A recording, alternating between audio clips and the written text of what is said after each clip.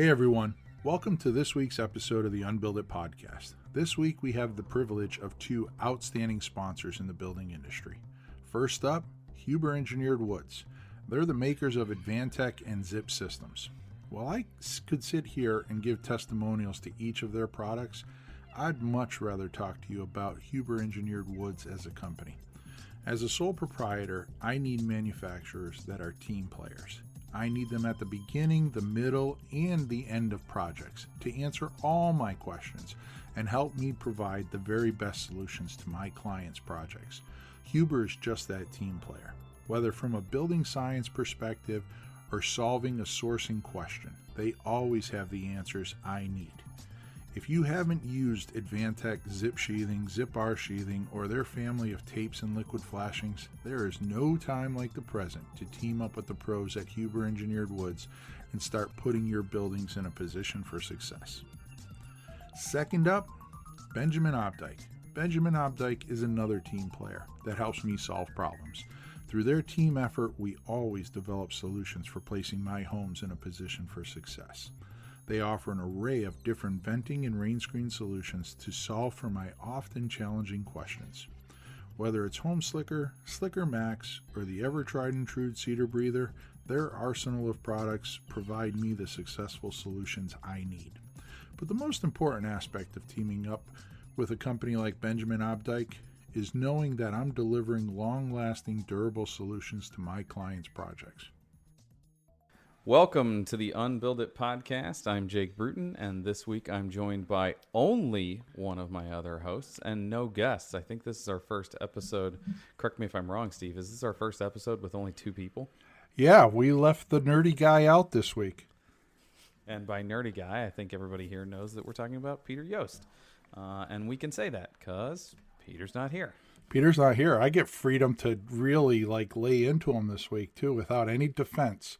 So it's basically whatever I say is honestly true. Yeah, exactly.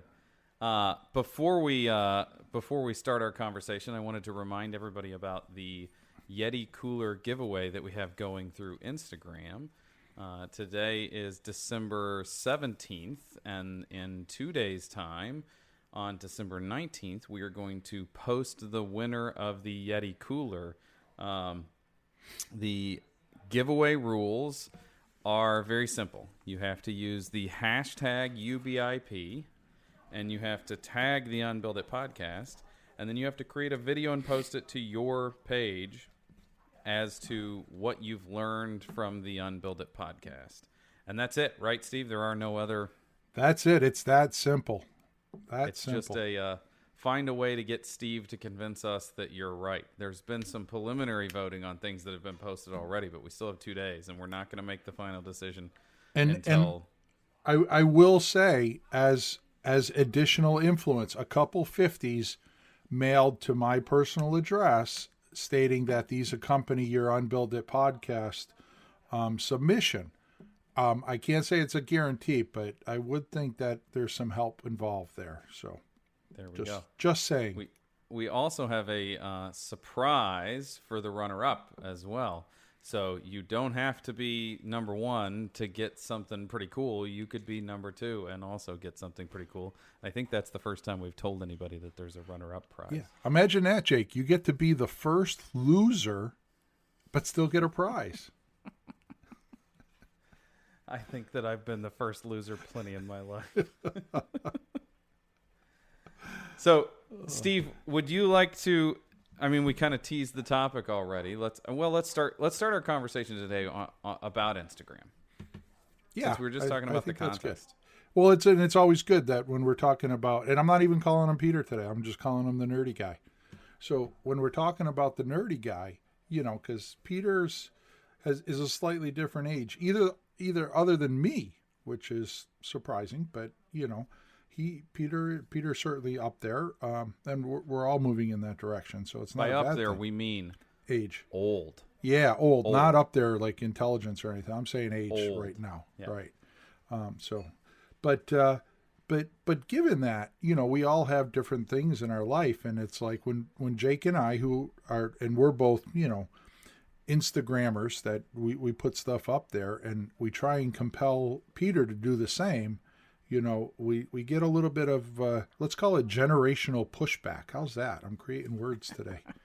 We get some generational pushback from the nerdy guy, which old man cranky. Old man cranky. It's but what I find truly amazing is the irony in that situation, right? Because honestly, the nerdy guy is one of the smartest guys I know and associate with, and he's got literally every hour of his life. There's something in there that's a story to tell, and like Instagram is made for somebody like him. It's like that instant message, drop it, move on to the next thing that you're doing. And for whatever reason, he just chooses not to, and that's fine. I get it. Yep. I'm not bashing it. It's I am bashing it, but that's we still love him. I still love him, exactly. But it's one of those things where I probably couldn't think of many other people that I would want to read stuff on Instagram from. But anyways, and that goes on to, Jake and I, we've had conversations with other people, right? I mean, there's our good builder friend down in Georgia. I'm not going to put a name out there. But he says, I'm not going to do that right now. I got to wait until I get some good stuff to put up. Instagram isn't about putting your portfolio picture up, although it is for some people. Well, and let's be honest that his stuff is prettier than the stuff that I do for the most part. He does a beautiful job, but it's just this fear of, what do we put up? And I also know this young female architect that I know very well that I say, hey, put this up, put that up. Well, I don't really know stuff like you do. And I said, but your experience, right?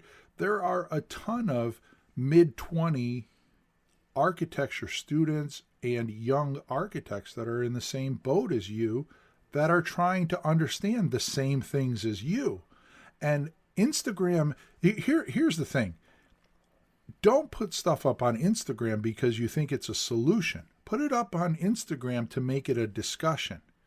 And if we make it a discussion, then we all get to learn from it. If you're going to get up there and just preach to me, I fly over those Instagram posts. I don't need somebody preaching to me. I want a discussion of, hey, what do you think about this? Or this is what I was thinking. What do you think? And then that prompts us to learn something. Agreed. Steve, how many followers do you have on Instagram now? 23,547. But who's counting? And I just passed 10,000. And when I started on Instagram, my entire goal was just to put stuff up that I thought other people might enjoy learning about. And I have tried so hard to, and it's kind of the same as the Build Show Network videos.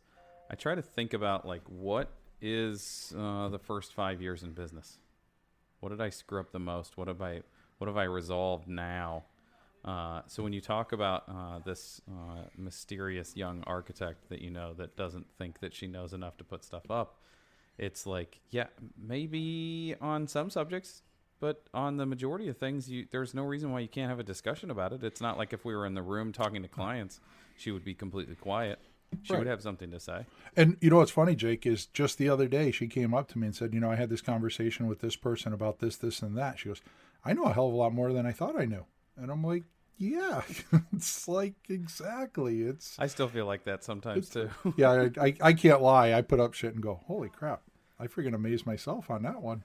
I can't believe I just said that or just did that or drew it, But the reason that we pick on the nerdy guy for not doing Instagram and then talk about the fact that we have strong, what everybody would consider, I would think, strong Instagram followings is it's a platform where everybody can share, and even some builder in the middle of the United States that builds a couple houses a year can have 10,000 people that are interested in participating in that conversation. Yeah.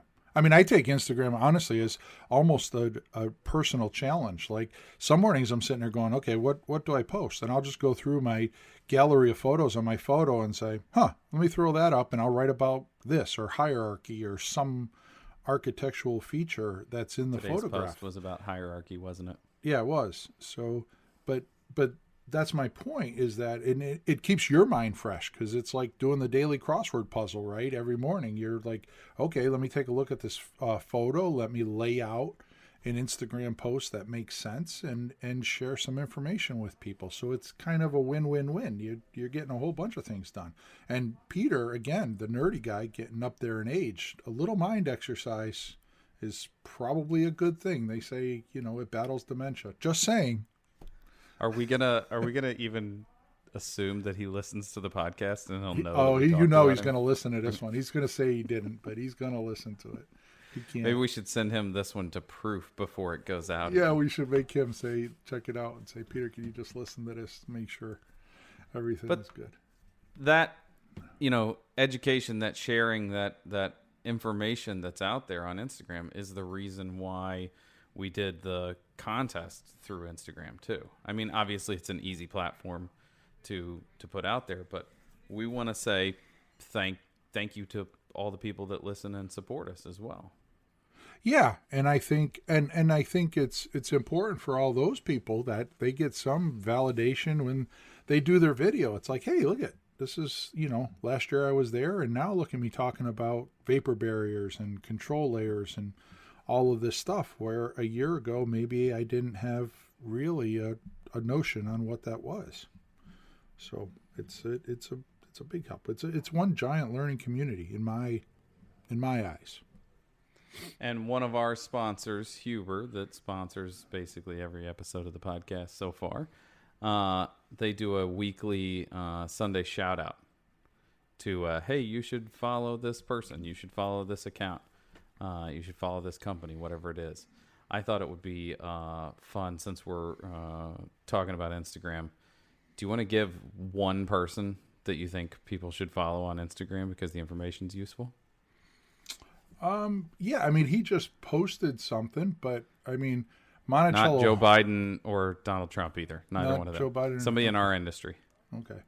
Well, one of them I would probably not ever speak in good light about. I'll let you guess, or we'll keep that a mystery. But I don't know. It's a challenge. I mean, there are a lot that I really enjoy. And one of them, I make a lot of fun of, and it's an easy target to crap all over. But Rick at Jackson Andrews, like, I feel like I've built that house with him, right? Yeah. Because, we poured another 2 feet of concrete wall here in the last hour. So I just wanted to give you the update and show you what the last 3 feet of concrete wall. I mean, what was it for almost More 2 steel. months? Steel. Yeah, or steel. Steel. I mean, but for 2 months we had nothing but, I don't know, like 60 foundation posts. It's like, all right, can you please just nail a piece of wood on the damn project just so I can see something different in a photo? But that's the joy of building a 10,000 plus square foot house and having that project manager on one job. All he saw for 2 months was concrete. was concrete. And Rick, we're not bashing you, man. We're laughing with you. Because I do give you kudos to your posts, man, because I really enjoy them. I like talking, and they're not put in a light of, hey, look at this really cool house we're building. It's, hey, this is what we're doing. What do you think? Or, how would you do it, or whatever. And there has been times where I either comment publicly, and honestly, there's been a couple times where I commented in a direct message to him and say, did you really want to do this? Or, did you think about that? And he clarifies it, and we have an ongoing discussion, and it becomes a huge learning experience for myself. So that open access is pretty cool. Yeah. I mean, and the other thing about Instagram is I try and be good about messaging. I probably get at least a half a dozen messages a day of, hey, Steve, we're doing this and we're putting this on a house. What should I do here? What would you recommend I do here? And I don't know, there was a post yesterday, a guy in a story, he messaged me about his basement, and we had a long talk on Instagram about how I would insulate it and stuff. Next thing I know, he's posting a photo. He's at Home Depot, and he's got a whole rack of Rockwool insulation, saying, hey, thanks, Steve Basic, I'm going back to the basement to do this and make those corrections.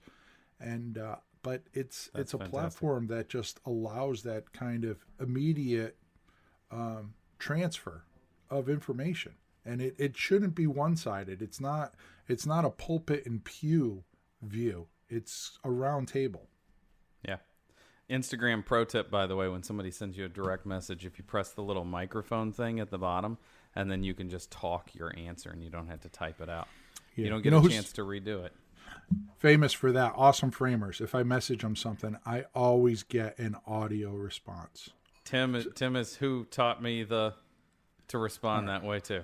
But does he sing? Does he sing to you in a low voice when he does his answer, or is that just me? No, he uses a falsetto when he's with me. Actually, okay, yeah. I always get this low voice, like he's singing in front of a campfire with a big bear rug strewn across in front of the campfire. So, and I'm only saying this because I know he's listening. He listens to this regularly, so he'll get a kick out of it.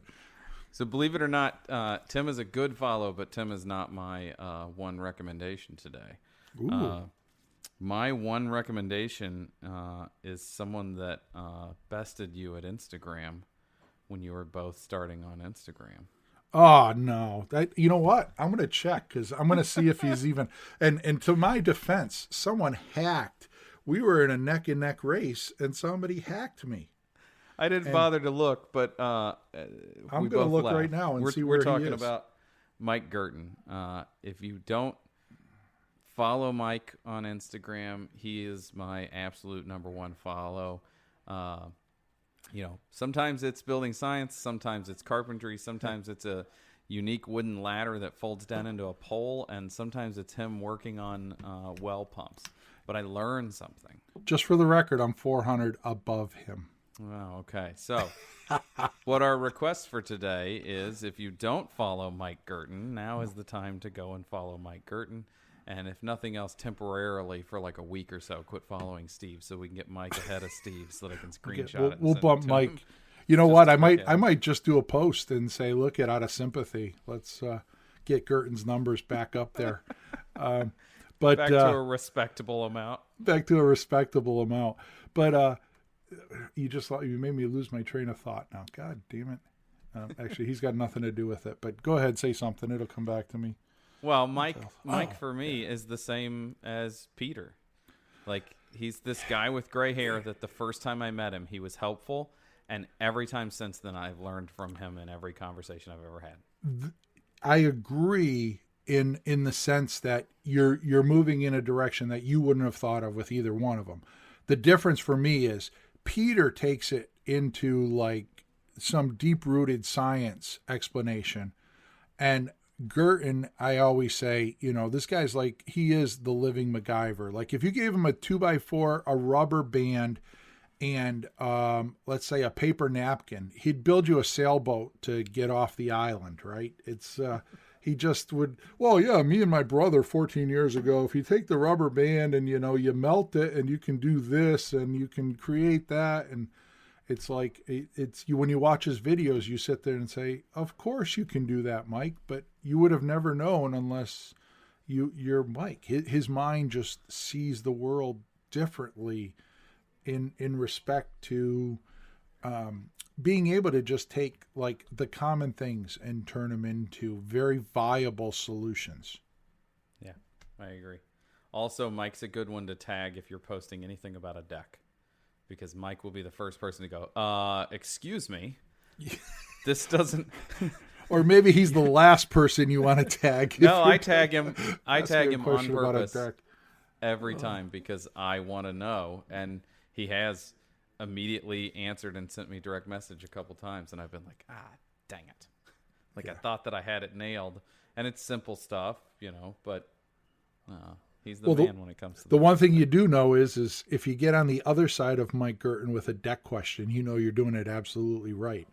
So there is some light at the end of that tunnel, although it might be a very painful tunnel until you get to that light. But it's, what's funny, and that's where him and Peter, I think, are the same, in that there's a lot of times where I'll have questions and it's like, okay, who do I call? And it's like, I know who I should call. I know who I have to call. I know the conversation I have to have, but I don't want to do it because I'm not getting the yes or no that I just, hey, Peter, what should I do here? Well, Well, you know, years ago when I was at the research center and I worked for this, and then when we cross-referenced that with the APA and, you know, the Wood Institute, and then, you know, this and that, and then you get into this long thing, and it's like, by the time I'm done with the explanation, I usually have forgotten what my question was.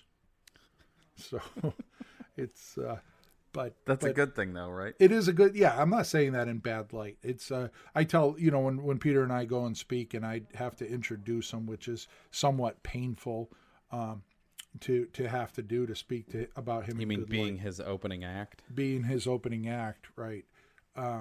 But I tell people, you know, the best compliment that I can give Peter is when I have a question, he's the guy I call. Yeah. Right. Same here. I also like when I call you and ask you a question and you go, you know who you should call? I immediately know that that's Steve's way of saying, I don't have time for this today. Why don't you call Peter instead? Yeah. Or I think I know the answer, but Peter will have the answer. I'll have a hunch, but Peter will have the answer.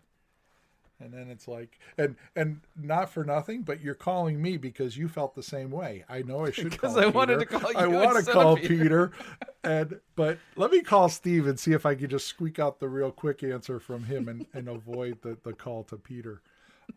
But yeah, it's like it's like going to that professor in college and saying, I just have a couple quick questions for you, and it's like there's never quick answers. It's and again, all these things I'm saying, these I rant on them publicly, but man, I love him like a brother. So let's get that straight. But I had one of those like 10 o'clock at night. You're laying in bed and you sit upright, and it was a question about why we do blower doors the way that we do blower doors, and I was like, well, it seems like we're not getting the correct answer that we should be looking for. And so I text Peter, and of course, you know, that means it's 11 o'clock where Peter is, because he's in the People's Republic of Vermont. Yep. And an hour ahead of me. The next morning at 8 o'clock, I get a text message that's like, I don't know, 25 sentences long, and it ends with, this is probably better discussed over the phone. Yeah. Oh, it's killer. I was like, that's exactly what I expected. Thank you, Peter. And then I called Peter, and Peter's like, this would be a good podcast topic at some point. If we and it was like, oh, he was going to continue expanding on and on. Yeah, it's I listened to the podcast you guys did with him and Gary Nelson. And when you have Gary Nelson saying, Peter, you're being kind of nerdy about the question, that's probably something you don't have to worry about. It's pretty interesting when that happens. It's it's go ahead. I was gonna say it's funny. He talked about like the label on the back of it, and like, I don't know if I should remove that. It's like the difference between Peter and I. If I flip something open and it says do not remove the label, I'm removing it just on purpose alone, because it says do not remove label. Peter's going to sit there and go, run through about an hour's worth of different avenues of consequences. Like, if I remove the label, does this happen or does that happen? And like thoroughly thinks it through. That's hilarious. It's funny that you say that, because when I proofed that episode, I learned stuff the second time around listening to those two talk. They are leaps and bounds ahead of me. But when Peter was talking about, and I saw that it said do not remove, I thought, I don't think I would have read the back of the thing. I think I would have just started opening it and not even known that it said don't take this off. I'm smashing it across the counter and just cracking that thing open like a crab. Not reading, Peter's probably like a guy that actually reads directions when you got to put something together. His, I'm taking his man card away. How's that? So the first time that I met Peter, you convinced me to come hang out at IBS, and I think it was in Orlando. It was, because Nathan came. Peter's brother Nathan was there too, and we were walking around. And we were talking, and Peter came up and said hello, and we talked to Peter, and we talked to Nathan. We spent like the whole morning walking around, and we were sitting eating lunch, oh goodness, he works for Atlas, Dave Gauthier. Dave Gauthier, yep. Dave came over and sat down with us, and Dave said, "You can believe most of the stuff that comes out of Nathan's mouth, but you can believe everything that comes out of Peter's mouth." Yeah. And I was just like, I don't know these people, but I like the fact that they like each other enough to pick at each other like that. And like 2 days later, after spending the next 2 days hanging out with Peter and Nathan and you, and I was just like, okay, I'm pretty sure I can believe everything that comes out of Peter's mouth. Well, they both did grow up in a parsonage. He's trying to figure out how to work that into today's podcast. In a pear tree? In a parsonage and a pear tree. But yeah, he is. Peter will not. I mean, there's maybe one other person in the world that I would put on the same level of trust Yeah, you can forget that. Actually, you know who it is? It's Coda. Coda, right? Yeah, I knew you were going to say that. I mean, if Coda or Peter tell me something, that's like, Moses coming down from the temple or from the mount, right? For those of you that don't know, Coda is Uneo. Is that his last name? Coda Uneo? Weno. From Building Science Corporation. He still works there. He has a fantastic wealth of knowledge. He is as close as a person gets to being a computer when it comes to knowledge and their ability to compute in real time. And again, when the first time I met Coda, I was just like, oh, he is way smarter than me. Well, he's way smarter, but it's like you said, people say things like Nathan. Nathan says things, and I do trust most of it.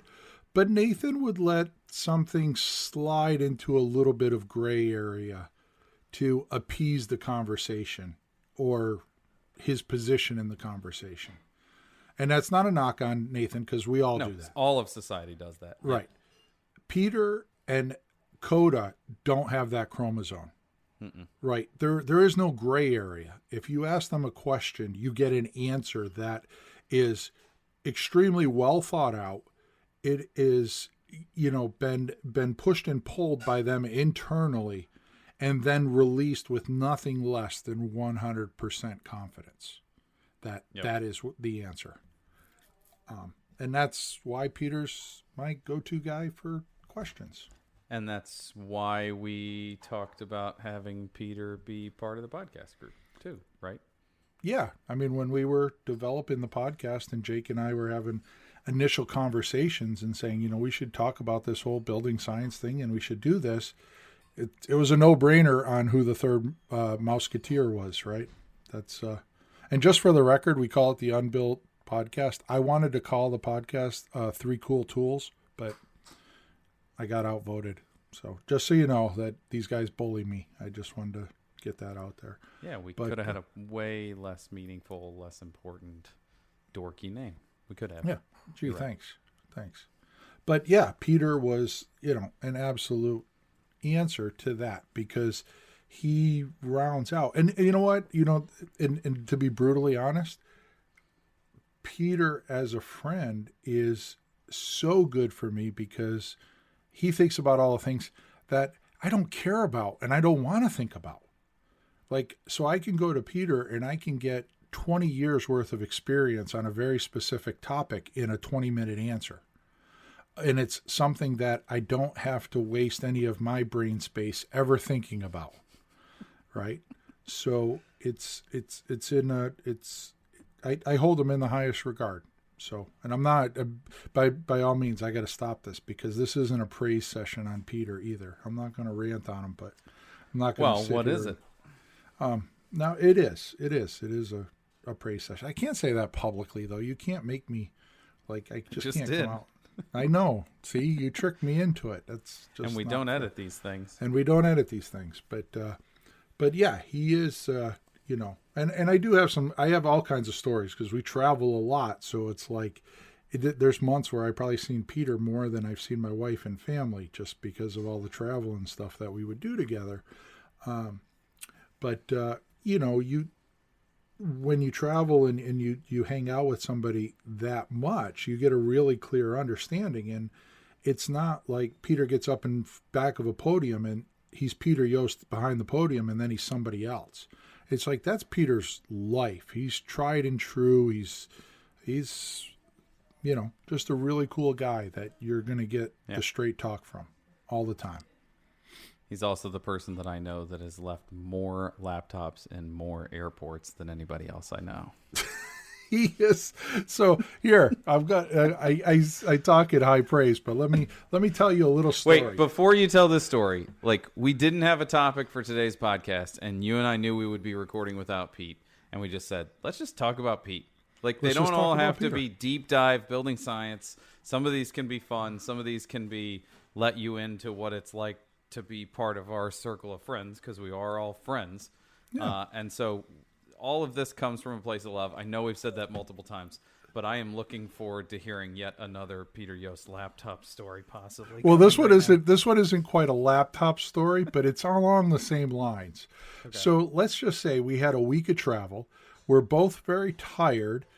We get off the plane in Logan, and we typically swap. Like sometimes we fly out of Hartford, and I drive there and fly out to make it convenient for him. Sometimes we fly out of Boston, and he stays over my house, whatever. But anyways, this was one of those times. Sleepover. Sleepover, exactly. So we land in Logan. That's Boston Airport. It's probably 1:30, 1:45 a.m. in the morning. It is probably the first or second week of February, so it's about 20 degrees out. The car was parked on the top level of the parking garage. We had a snowstorm that week, so the car is buried in snow, all iced up. We're out there freezing our butts off. It's 1:30 in the morning, and Peter looks at me and says, "Uh-oh." And I say, "Uh-oh?" He goes, "Yeah." He goes, "You're not going to believe it." I said, "Well, kind of, Peter. I bet you I'm going to believe it." He's like, "Remember when I threw the rental guy a set of keys this morning down in Texas?" I said, "Yeah." "Well, I threw him the keys to my car, not the rental car. And I still have the rental car. And I keys. still have the rental car keys." And he holds them up. There's nobody at my house. Again, second week of February, 1:45 a.m., 20 degrees. We're on the top floor of the parking garage, and we can't get into his car. And Did we the walk funny home thing or did we is, take a taxi? we took a taxi. We hauled all our crap downstairs, all the way down, back into the airport, down to the baggage claim area to get a taxi, because you have to go through their little line there. Take the taxi ride home. And then we were tasked with the next day, which was a Friday, with how do we get Peter's extra key from the People's Republic of Brattleboro to the Boston area to get him over to get his car. So anyways, it was a fun day. And like I said, I love him like a brother, but that's one Sometimes of we those get to rag stories. on him. Yeah, that's what's one of those stories where, remember when? So whenever he says something, it's like I just say, remember those rental car keys? He'll just say, shut up. Yeah, he'll just say, shut up. I don't want to hear it. So Well, I told him one time we were in Vegas for IBS, and we were meeting at the airport, and he was just sitting waiting on me, and I said, "Man, I absolutely love air travel and the airport because I feel like there's no better people watching than at the airport. Like, people forget how to walk." People forget how to carry things in their hands. They forget how to look at a clock and know that they have a schedule. I was like, people are always leaving cell phones and laptops. And Peter was like, well, I've left my laptop more than once. I do have a laptop story too. If you want me to share it, we're driving and we're somewhere. I think we were either driving Minnesota from Minneapolis to Milwaukee or Milwaukee to Minneapolis. We were somewhere up there, and we were driving, and it was like a 3-hour drive. And it was me, him, and Caesar. Caesar was driving, and we're in there, and we're driving, and probably like an hour into this 4-hour drive, Peter looks and says, "Oh shit!" And I said, What's going on?" He goes, "I think I left my laptop at the hotel." So of course Caesar pulls over. We're making phone calls, trying to talk to the hotel. We got people at the hotel, searching, near and far in the hotel. Nothing's turning up. So he said, "Hey, we'll grab a bite to eat, and maybe they'll find it and give us a call, and we can go back and get it." And as Caesar pulls into the restaurant parking lot, he looks down, and in the little side case along Peter's seat is a laptop. And so Caesar gently says, Peter, what's that? And he goes, oh shit, that's my laptop. I must have put it in there when I got in the car. And like, Peter just can't say like, oh shit, here, great, I found it. We had to listen to the whole reasoning behind why the laptop, why it was in that location. Yeah. Right. Oh yeah. I think it was when I sat down in the seat and I wasn't quite comfortable and I had all these things in my hand. I put my sunglasses on the dashboard and I put my briefcase down here, and I must have I think I put my laptop down in there so that way there I could get out my headphones in that. And then I must have been distracted by you, like, it was my fault somehow. and we got into this conversation and it's like, Peter, why can't you just say, man, you put it in there and forgot that it was there? Then we don't have to go through all of this. But anyways, he had his laptop the whole time. If it was any closer, this is that cliche. If it was any closer, it actually would have bit him, right? Yeah. I mean, you would have been sitting on it if it was any closer, literally. But yeah, he is. But it is funny. I didn't recall it until you said it. But like the minute, even when he finds out something is wrong, it's not a 5-second. It's like, no, we go through the whole chronological. We're thorough. Entering the car and the reasoning of why the sunglasses went up here and why we did this and how the outcome was that the laptop finally got placed in that pocket for some reason. So it's okay. I'm not sure what just happened. I got kicked off of our Zoom call, so we're restarting our recording. The last thing I heard was you talking about Peter making the decisions, that it's that one thing. Well, it's just how excited he gets when he finds, like, when the answer reveals itself, he gets so excited, and I'm sitting there going, wow, dude, okay, we found the leak. I get it. But really? We're not meeting Santa Claus here. We didn't find the 10 Commandments. We found where that leak is coming in. But anyways, he's about as passionate as anybody can get about their job. And everything about building science just fascinates him and keeps him young, right? I mean, everything. And the beauty of building science that I'm sure everybody listening, if you haven't figured it out yet, you will. Every time you open a door to an answer of building science, all you find is another hallway of doors, right? Mm-hmm. There's just a whole nother level. And, Peter's, up there on the upper floors of that building. And, most of us are still down in the basement or, starting to see daylight. But he never stops searching. Although I do think it's funny when he tells the stories about his wife and, when she walks down in the basement and says, hey, Mr. Building Scientist. And damn well, like, yeah, this is going to just totally be bad from this point on. But anyway.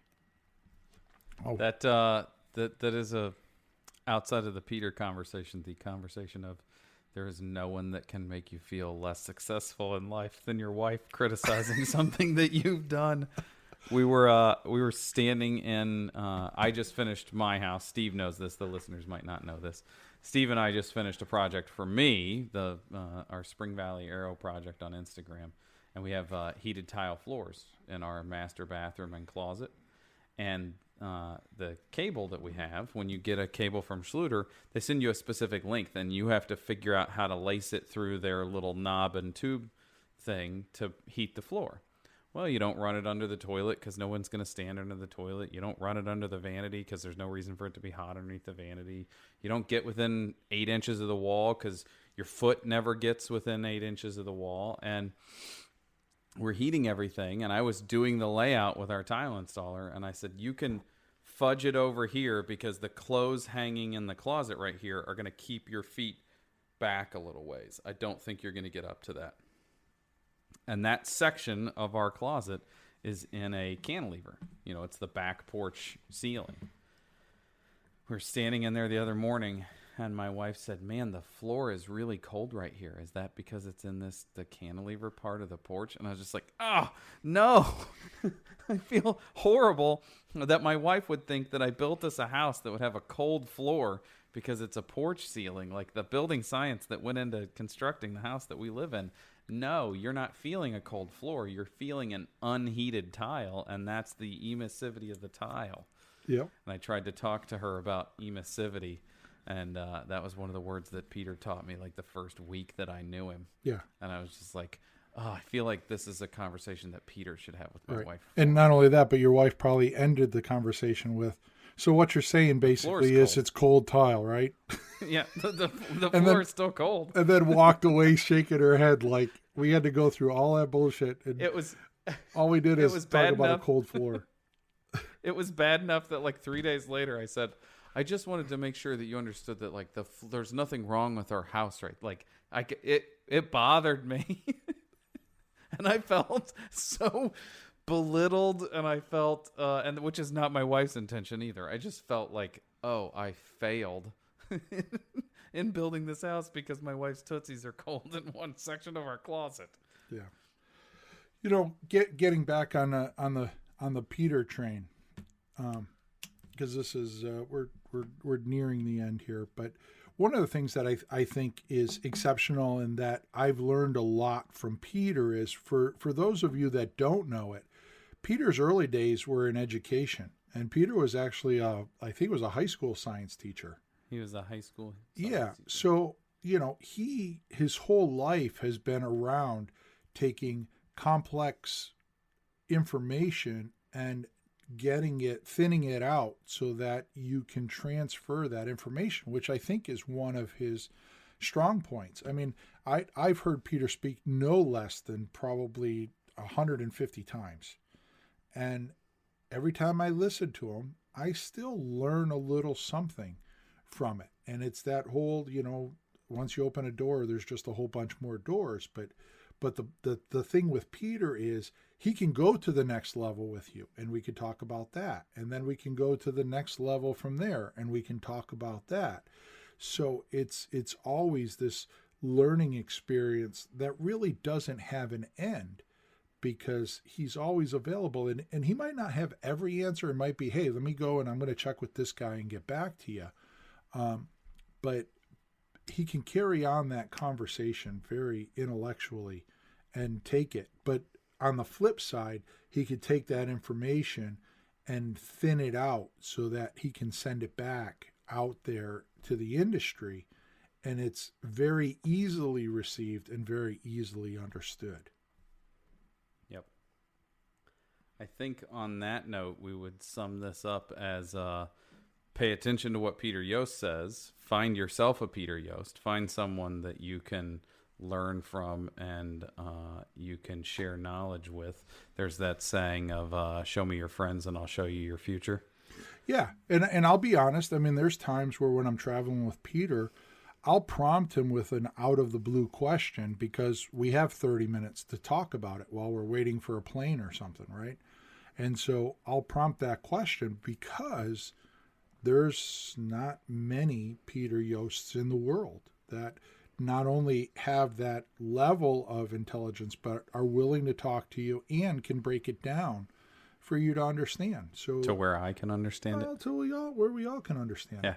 But I totally agree that, and there's a bunch of them out there, and you know, like you said, Girton is another one. It's his field of thought is slightly different, although he's got building science down too, but Mike Girton, it's like if you wanted to talk about how to do something, how to save something, recycle it, reuse it, how to manage a job from that perspective, it's there's probably nobody better alive at it than him.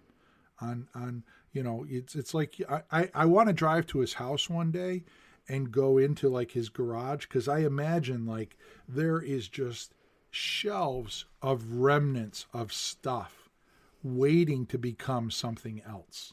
Mm-hmm. Right? Because all his videos, well, I saved these batteries 6 years ago. Found this trailer the other day. Said I found this trailer. Who finds a trailer, Mike? That somebody was throwing out. And I thought, Well, I could take it home. I have this aluminum plate, diamond plate that I got from this job 8 years ago that I didn't want to throw that. I could just laminate that to this sheet of plywood and screw it in using these bolts I salvaged, from this car or whatever. It's like, yeah, he'll just go down the road and you'll have this Frankenstein of a trailer that works like a dream, right? Yeah. That didn't cost anything. Is the so interesting. We want to say, tell Peter Yost you enjoy his content on Instagram. Encourage him to post more content, because nothing will piss Peter off more than getting a bunch of messages on Instagram. Yeah, I think we should just have a Tag Peter Day. Like, everybody on Instagram that posts anything, we tag Peter Yost on it. Maybe I'll figure that out, unless we want to just pick a day today and we can have anybody that's listening to the podcast. Let's do it tomorrow, December 18th. Okay. Every post you make tomorrow, December 18th, you post Peter. And tag Peter Yost. It's Building Right Peter, right? Building Right Peter, WRIGHT. Yeah. So if you're doing a post tomorrow on Friday, December 18th, you tag Peter Yost, and we will and you tag him and say, it would, or even direct message him and say, it would be nice if I saw more posts from you. And we'll just flood his gates. So that's going to be awesome. Tidal wave of IG. We're sending it his way. So is there anybody else that we want to make mention of? I mean, we talked about Peter, Gerton, Awesome Framers, Rick. Is there anybody else that we can find people on your own? Spend some time on the search feature. Look at hashtags.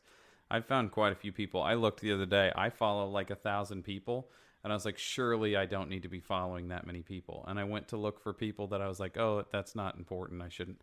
I didn't delete anybody. No, I didn't stop following anybody. You know what I do is, I'll go on to somebody like Gerton and see who's following him or who is he following, and then I'll say, okay, let me see here, and go through that list and say, is there anybody there that I can potentially find it? We're closing this up. I will say this about my good friend Peter. I love him like a brother. I greatly appreciate everything he's done for the industry. I greatly appreciate our friendship that is probably, 20 years going now. That, I can honestly say I probably talk to Peter 3 or 4 times a week, every week, where we're calling and chatting.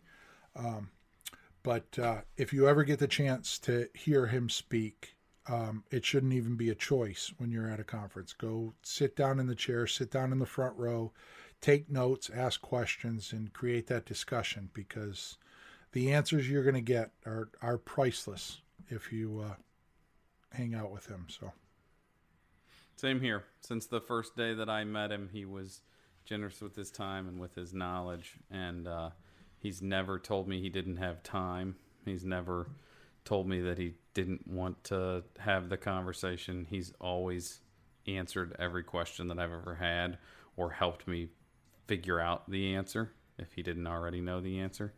And so, thanks, Peter. Thanks for doing the podcast with us too. Yes. Thanks, brother.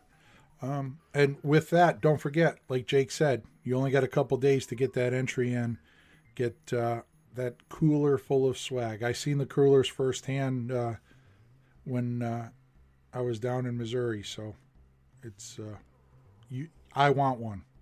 I definitely want one. When I ordered them, I thought, I wonder if Peter and Steve would notice if I ordered myself an extra $500 cooler. Well, why do we have 3 of these if there's only a couple prizes?